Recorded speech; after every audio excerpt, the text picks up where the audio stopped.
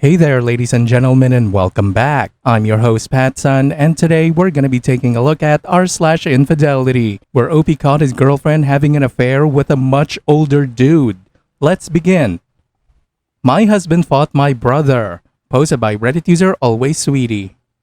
I, 26 female, have been married to my husband Micah, 28 male, for almost 9 months. I have a younger brother, Wesley, 19 male, who never really liked my husband. We met in middle school, but we didn't really start talking to each other until our sophomore year of high school. Micah has always been a patient and happy person, but everything went south last Saturday night. Very big detail, Micah is black. My family and I are extremely white. My brother has always been a little racist, but never enough where it was taken literally. That's why I never brought Micah around him, because Wes and his friends have a very bad habit of saying the N-word. Micah knew about Wesley's habit and said as long as he didn't say it to or around him, he didn't care. Fast forward to last Saturday night, my parents invited us to dinner to celebrate my cousin's pregnancy. It was at my uncle's house and all the kids were upstairs while the adults were downstairs. Of course, there were heavy drinks and my brother ended up getting a little drunk. Micah got up from his seat and to go get something to drink when my brother bumped into him.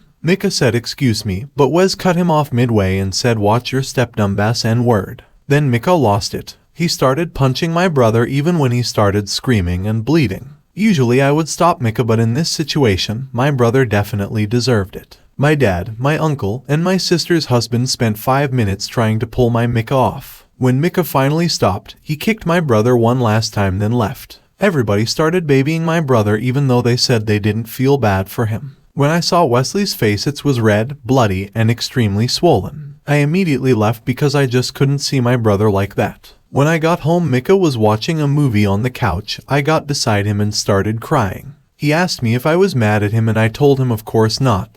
But that was a little extreme. He got defensive and said my brother disrespected his ethnicity, and he couldn't even look me in the eye. He packed a bag and said he was staying at a hotel. I tried talking him out of it, but he just walked out. My family is going berserk on me, asking me why I didn't stand up for my brother, while Micah won't talk to for any reason at all. And on top of all that, I found out I was 6 weeks pregnant. What should I do? Update: my brother thankfully didn't press charges, and Micah finally came home. I apologized to him and he said he forgave me. And he was embarrassed and he'll never pull a stunt like that again. He's more than excited for our baby. We're planning to move to his hometown sometime in September for a fresh start, without telling my family of course. I changed my number and blocked them all on everything, so basically we're no contact. OP, that wasn't just your brother using the N-word. It was him using the N-word and trying to assert dominance. It was an attempt to shame someone and make himself feel superior. Your brother deserved that ass kicking. Congratulations on the pregnancy, by the way. And now for today's second story. My girlfriend slept with a much older man. Posted by Reddit user AsterAGH.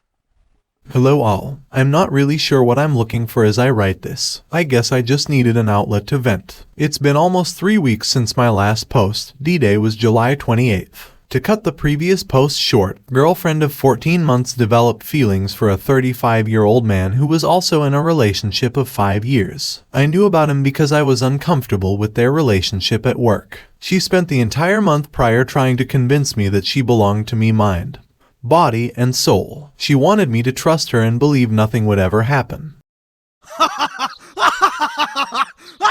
On the morning of the 29th, she confessed to going to his hotel room but made it clear that she didn't sleep with him. I naively believed her, and we started reconciling after she promised he was no longer in her life. 2 weeks later, she told me the whole truth, that she slept with him in that hotel room, then on the 30th in the back of his car. Her reasoning for lying was that she believed I would end things immediately, and was trying to spare me the additional pain of knowing the whole truth. Eventually, her guilt caught up. I tried to leave a couple times after she came clean, but in both instances, she begged me and convinced me she could be different and that she'd do better. I loved her and was really happy with this relationship up until all this, so I decided to stay both times.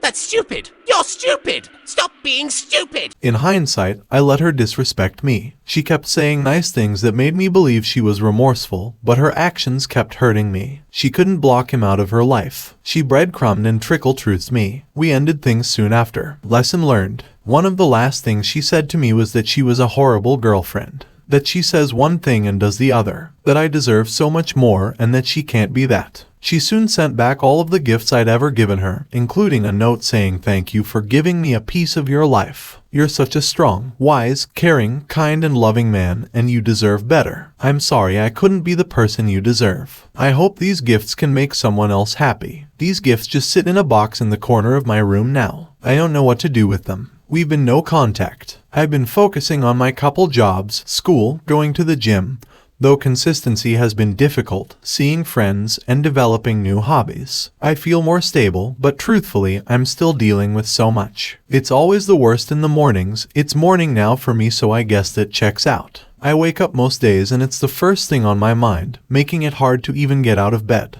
Then my day goes on and I'm okay. I think about the night it happened, how I called it for an entire month prior. How I should have left sooner or done things differently. How she could disrespect me and herself despite proclaiming how much I meant to her regularly. I think about all the things she said that ended up being lies, and I think about everything she did afterward. How she continued to lie, keeping me attached while not being completely honest with me. I think about her affair partner, how creepy it was that he pursued her despite the 14-year age gap. How awful he is for cheating on his partner. How this all started because he said he wanted to kiss her one night, and she didn't dismiss him. How they had sex purely because he initiated both times. I was really struggling over the Labor Day weekend. I had just turned 21, and prior to all this was really excited to spend it with her. We had broken off by the time the weekend rolled around, and while I don't have confirmation, I do strongly suspect that she spent the weekend with him.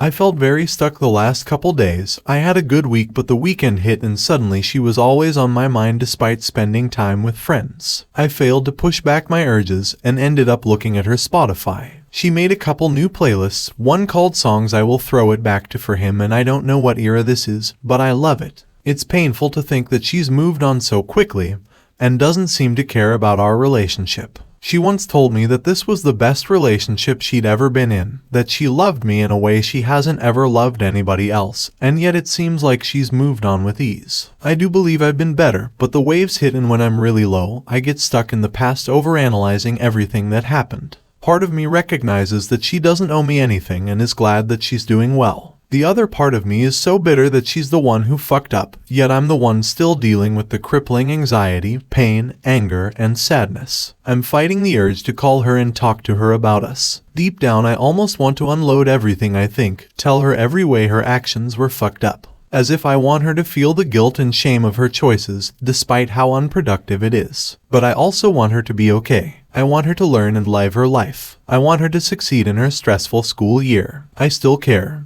Oh my god! It's so conflicting and confusing. It's so difficult to feel apathy in one moment, then crippling confusion, isolation, and betrayal the next. I hate feeling resentment towards her, yet I get upset that she's seemingly perfectly fine without giving me a second thought. It's baffling for me to believe that she could make a choice like that, and it's even harder when people say she has no self-control or discipline. Because truthfully, she is incredibly disciplined. She takes extreme care of her body, down to what she eats and how she exercises. I'm sorry. I know this is rather unorganized and difficult to follow. Again, I'm not really sure what I'm looking for. I think I just needed to write some thoughts. Any advice, encouragement, or thoughts of your own are always appreciated. Thank you all. First of all, OP, you need to realize that the girl you fell in love with never existed. Don't wish her well. Don't call her. Don't acknowledge her. She never existed. Only the cheating hoe existed, and she's still using that fake persona to manipulate and hurt you. Embrace your hurt, embrace your anger, and use it to drive you forward. Finally, OP, ensure that all of your friends and family know what happened and just what kind of a bitch she truly is. Also, don't forget to let the other betrayed spouse know. And now for today's final story. Am I the asshole for telling my friend that being settled for isn't the worst thing in the world? Posted by Reddit user Educational Law. My friend Anna and I were talking about her dating life. Anna is an incredibly beautiful woman and she could have her pick of men. She broke up with her boyfriend because she was out of his league and he knew it. He would act in insecure ways. Anna stated that she didn't want to settle for someone less than the best. She asked me why would anyone settle and brought up my marriage as a positive example of love. I told her that my husband settled for me and he wasn't attracted to me and we still had a happy marriage. Being settled for isn't the worst thing in the world. My husband Alan and I are happily married high school sweethearts. He was heavily bullied in middle and high school. When I moved into his hometown in sophomore year, I stood up for him. By the end of senior year, he had friends and he asked me to prom. 10 years later, we are happily married. However, I know that my husband doesn't find me attractive. I'm naturally taller and more muscular than the average woman. It's a huge insecurity of mine. A year after we married, my husband drunkenly confessed that he didn't find me attractive. He prefers petite women with delicate facial features, but he was grateful for what I did and felt obliged to thank me. Sensorbine! Which is why he asked me out to prom, why we dated throughout college, why he proposed. He still loved me very much but wasn't attracted to me. The next morning, he was hungover and had forgotten his confession. He doesn't drink much because he doesn't have a filter and tells the unvarnished truth. I felt crushed but our marriage was very good otherwise. I never told him what he said that night. He was a great husband. I don't think most men are attracted to the way I look anyways. I explained this all to Anna and she was grateful for the advice. That night, Alan started crying. He was crying silently but I woke up. I hugged him and asked what was wrong and he admitted he overheard our conversation. I didn't expect him to overhear since I was in the basement, but he heard his name and decided to listen in. I apologized for hurting his feelings, but it just made him sob harder. I don't know what I did wrong or if I did anything wrong. Am I the asshole? Edit, I wasn't advising Anna to settle. She would never be happy settling for someone. I just told her that settling isn't the worst thing in the world and my marriage is one of settlement. My husband settled for me and we're happy. My advice was to stay true to herself and her beliefs. If she's not happy, then the relationship can't move forward.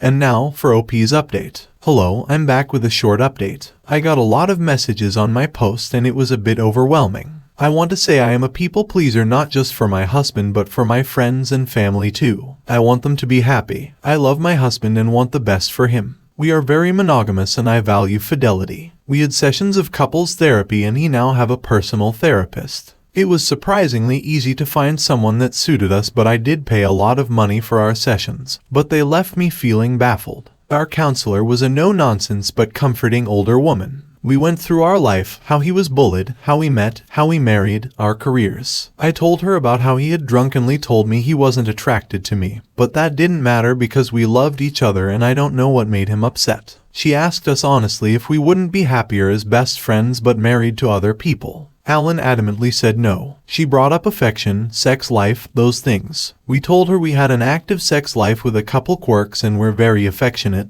etc., which she focused on. She basically said someone is lying at some point because you can't have all of those things together. She asked Alan to walk through his attraction and he snapped and said he didn't want to talk of having disgusting or bad thoughts about me. It was a very long conversation after and I'm still confused but essentially, he thought that anyone sexualizing or having those kinds of thoughts about me was bad, especially other people. He loved me for me. It wasn't even about me being his wife, or me being a woman, or those common things. He thought anyone who had thoughts about me was bad and I should be protected from them. Alan told the counselor that I was too soft and gentle and pure to think that there are bad thoughts about me and bad people. I've never heard that before from anyone. I told our counselor nothing bad has happened to me. I was worried if Alan had trauma in his past that made him wary of others since he had been bullied so viciously in school. But he said that I was thinking of him again and I should think about myself. He said I still didn't realize that the world is scary for me. The counselor asked about any guilt he felt about attraction, and he broke down. A couple of years ago, I had intensive surgery and Alan helped me with everything, even eating, showering, and getting around.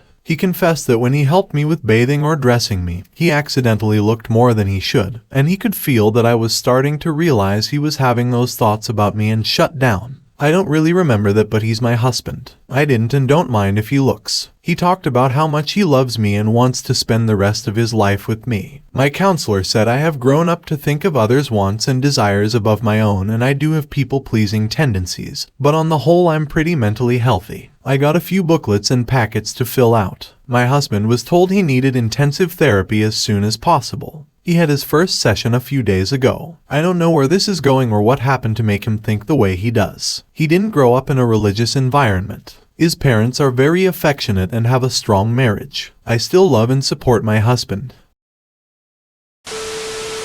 Honestly, OP, you just seem like a really wonderful person, and if your husband is finally in therapy and taking it seriously, there is no doubt in my mind that he will heal from this, whatever the root cause of it all. I wish the both of you the absolute best. And one more piece of advice from your creepy Uncle PattSun.